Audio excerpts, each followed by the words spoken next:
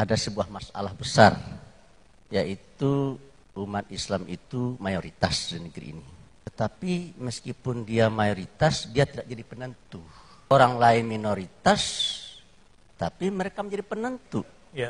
Semestinya nilai ekonomi yang ada di tengah umat Islam itu 90%. Pada kenyataannya saya coba hitung-hitung, nilai ekonomi terutama di kelas atas yang ada di tangan umat Islam itu hanya sekitar 5-10%.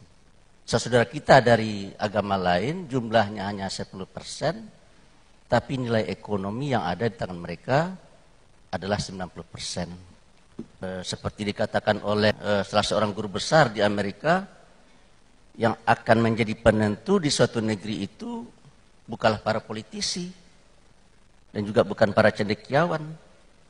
Yang akan menjadi penentu di satu negeri itu adalah katanya yang menguasai sumber daya material di negara tersebut.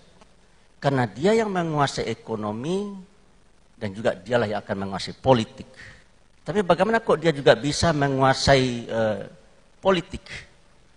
Karena politik kita adalah politik yang bersifat transaksional. Orang kalau menjadi wali kota, bupati, presiden juga perlu dana.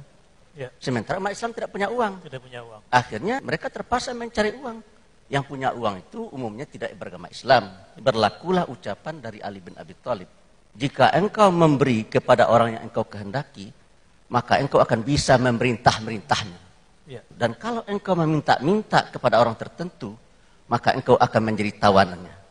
Dan saya rasa umat Islam di negeri ini menurut saya berada dalam posisi yang diperintah-perintah dan tertawan. Dan saya sangat setuju dengan apa yang dikatakan oleh Pak Anies Baswedan, yaitu jangan kita berusaha untuk mengecilkan yang besar, tapi kita harus fokus kepada bagaimana caranya membesarkan yang kecil. Baik. Sehingga struktur masyarakat kita dari yang hari ini berbentuk piramid, di mana kelas atasnya kecil, kelas menengah agak besar, dan yang paling besar adalah lapis bawah, kita transformasikan bentuknya ke dalam bentuk belah ketupat, di mana yang di atas kecil, yang di tengah besar, dan yang di bawah juga kecil. Kalau kita kutip pandangan Pak Habibie, kelas atas itu cukup 2%, kelas menengah itu 90%, dan kelas bawah itu 3%. Dan saya rasa kalau ini bisa terwujud, inilah yang disebut dengan baldatun thayyibatun wa rabbun ghafur. Luar biasa.